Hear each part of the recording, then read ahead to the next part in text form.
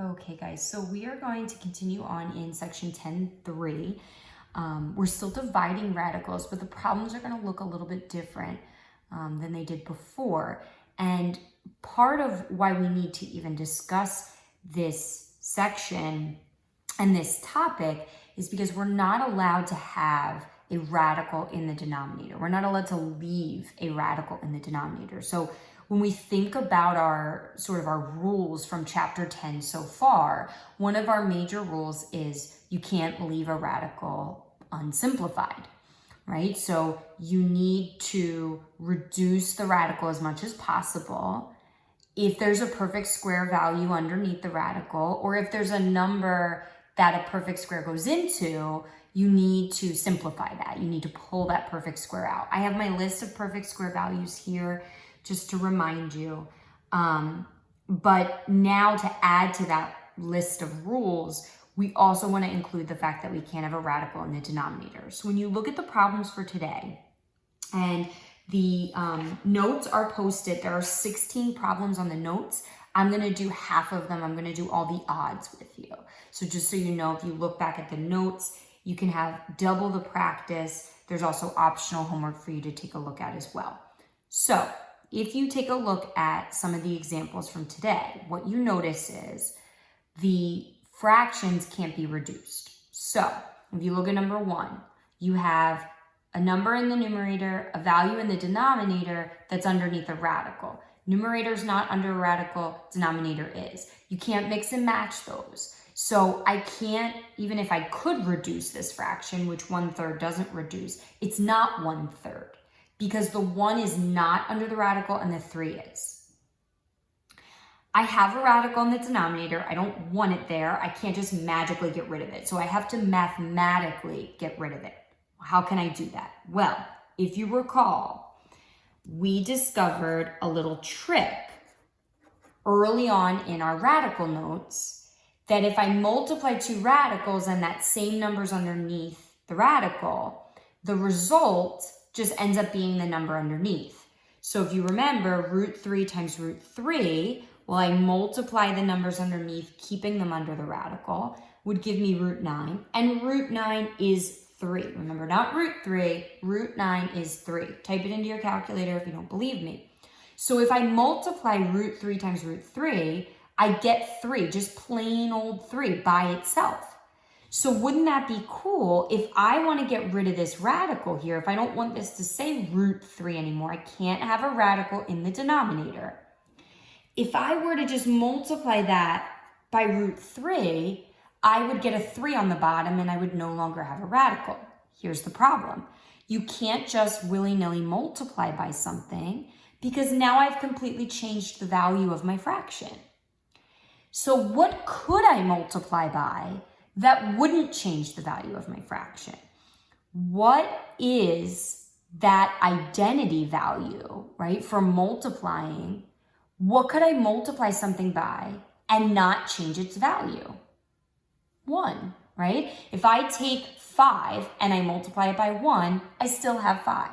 If I take a value, multiply it by 1, the value doesn't change. So if I want to multiply this whole fraction by 1, but I also want to keep in mind that I want to multiply my denominator by √3, if I multiply by √3 over √3, the value of that fraction, something over itself, is just 1. So by multiplying by √3 over √3, I'm really multiplying by 1. So I'm not changing the value of my fraction, but I'm also going to be multiplying on my denominator √3 times √3, which is just going to leave me with a 3 on the bottom. And on the top, I have 1 times √3, which is just √3. And that is my answer. These two values are 100% equivalent. If you type them into the calculator, they would be the same decimal. So if I typed in 1 divided by √3, and I also type in √3 divided by 3, I get the same decimal. So they're no different in value. I'm just simplifying. but I'm rearranging, I'm manipulating, so I no longer have a radical in the denominator. I can have a radical in the numerator. Let's try it again, see if it starts to click for you. If I look at number 2, I have a root 5 in the denominator. I don't want that there. I can't reduce my fraction. This radical doesn't simplify. There's no perfect square that goes into 5. So I need to multiply by root 5 on the bottom to get rid of that radical. Whatever I multiply on the bottom, I have to also multiply on the top as to not change the value of my original problem. So just multiply across the top and across the bottom. I have 3 root 5. Remember, that's not root 15. One number is not under the radical, one is. They don't mix and match. So when you multiply across, you just get 3 root 5. Remember, what is root 5 times root 5? It's plain 5. That's why we did it in the first place. Big thing to keep in mind is that these 5s don't cancel. Just like in problem 1, these 3s don't cancel. One is under a radical, one is not. They don't mix and match. Let's try it again. Don't want a root 3 here. I don't want a radical in my denominator. I cannot reduce this fraction. Think about why. Think about it for a second. Why can't I reduce this fraction? I can't reduce this fraction because this 12 is not under the radical and the 3 is. This does not simplify to 4, not root 4, no combination of that. So I cannot reduce this fraction. I need to get rid of my radical in the denominator. To do so, I have to multiply my denominator by root 3, but whatever I multiply my denominator by, I have to multiply my numerator by in order to keep that same value for my fraction. What do I have? 12 root 3, multiplying across the top. Remember, root 3 times root 3 is just plain 3. Now, I'm not done because I can simplify this answer. I can reduce this fraction because this 12 and this 3 are both not under a radical. So what is 12 over 3? How does that simplify? It's 4. The root 3 comes along for the ride. And 4 root 3 is my answer. Let's try some more. Remember, if you're stuck or if you feel like you didn't get the last one, don't let the video continue. Pause the video, go back and watch that one again. They're only going to get increasingly tougher as we progress, so you don't want to keep moving through if you don't understand the last one. Remember, I cannot reduce this fraction. I cannot simplify 15 over 5. 1 is not under a radical, 1 is. I have to rationalize the denominator. And by rationalizing the denominator, I multiply by root 5 on the bottom.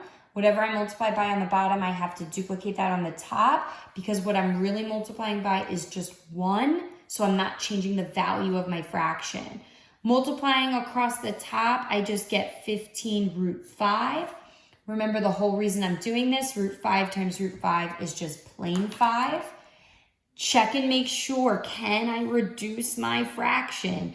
15 over 5, both not under the radical. What is 15 over 5? It's 3. So my final answer is 3 root 5.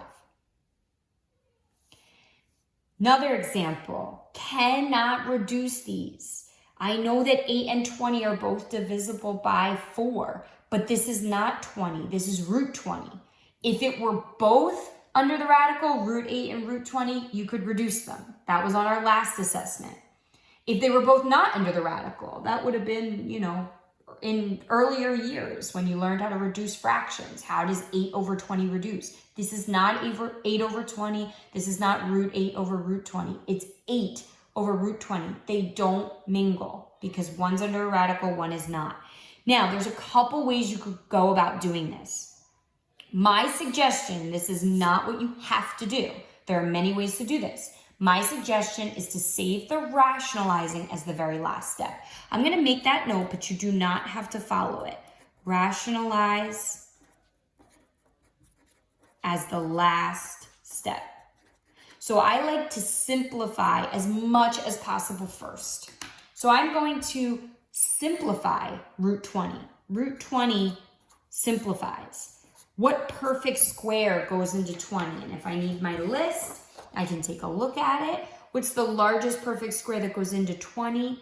4, right? Winner, winner, chicken dinner. So I can split up root 20 into root 4 and root 5.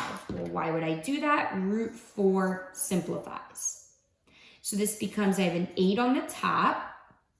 Root 4 is plain 2, not root 2. Root 4 is 2. And the root 5 comes along for the ride. I'm still not ready to rationalize because I like to rationalize as my very last step. You don't have to, but I do. I'm going to reduce this fraction, 8 over 2.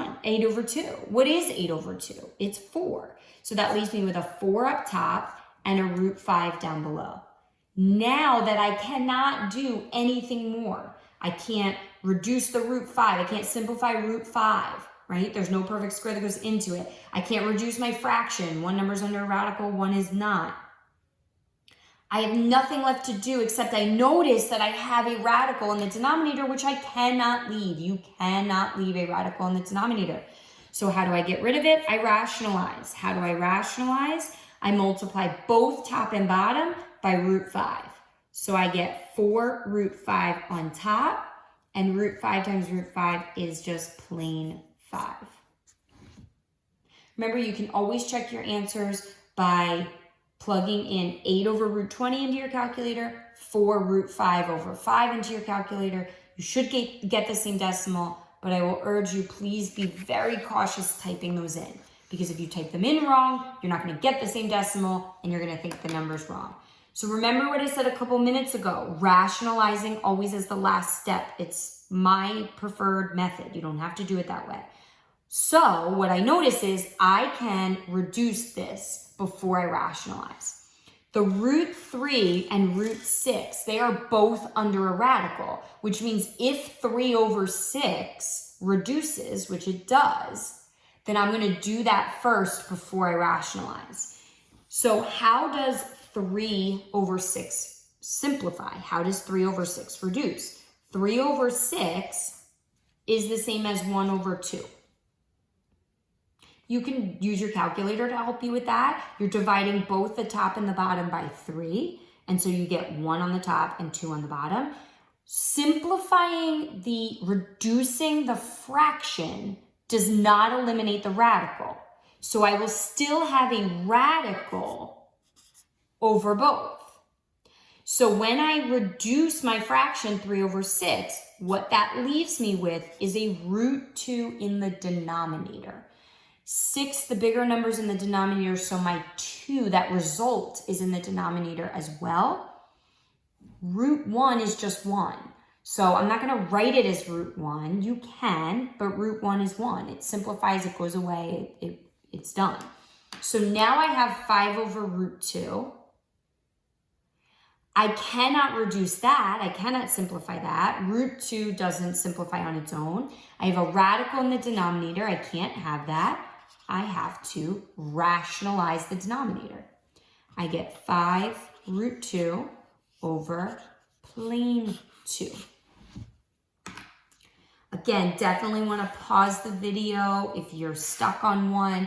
Each one is a little different in what it requires and the steps that you go through. So you definitely want to make sure you're 100% before you move on. These last two are the trickiest ones. So for number 7, I notice I have 2 radicals there. So I want to see if I can simplify. Does 9 over 2 reduce? It doesn't. But what is root 9? Root 9 itself simplifies. Root 9 is 3. So what do I really have in my numerator here? I have 15 times root 9 is 3. Get that multiplication dot in there. Otherwise, it's going to look like 153, and it is not 153. What is 15 times 3? My 15 times tables, I always think of time, because time is very often done in 15-minute intervals, right? Quarter after, quarter till. It's always 15-minute intervals. So I try to think about it that way. 15, 30, 45, 60 minutes is an hour. 4 15s make 60. So I like to think of 15 minutes in terms of time. So 15 times 3 is 45, right? 45 minutes over root 2. Cannot reduce that. One's under a radical, one is not. I have to rationalize. Multiply top and bottom by root 2 to eliminate my radical in the denominator. Across the top, I just get 45 root 2. That fraction 45 over 2 doesn't simplify because 45 is not divisible by 2. And this one's definitely the toughest. Last one, toughest one, it requires the most simplifying. So again, you have options here. I prefer to simplify as much as possible before I reduce. So I am going to rewrite root 12 as root 4 times root 3. Root 4 simplifies. It is 2, not root 2, 2. So I have simplified this fraction as much as possible. I have not rationalized yet. I've done everything I can. The 11 over 2 doesn't simplify. The root 3 doesn't reduce on its own. Okay, so can I leave my answer like this? No, right? Because I cannot leave that root 3 in the denominator. So I gave you one like this because a lot of students struggle. This is the first time that we're going to have to rationalize, and there's also a number not under the radical in the denominator. Keep it simple. You can multiply by 2 root 3 on the top and bottom. Your fraction is just going to be bigger, and it's just going to require you to reduce more in the end. So I don't have to incorporate that 2. The only trouble spot is that root 3. So that's the only thing I'm going to multiply by to rationalize. So on the top, I get 11 root 3. On the bottom, I have this 2. I also have root 3 times root 3, which is just plain 3. So my final answer, 11 root 3. And on the bottom, I have 6. I cannot reduce the 11 over 6 because nothing goes into 11 and 6. Do not try to reduce the 3 and the 6. That's a root 3 and a regular 6. This is as simplified as I can get. So just keep in mind when you have another number like a coefficient with your radical in the denominator, you don't have to incorporate that for your rationalizing. The number's still there, you're not going to ignore it, but you only have to rationalize with the radical piece. That's the only part that's causing you trouble.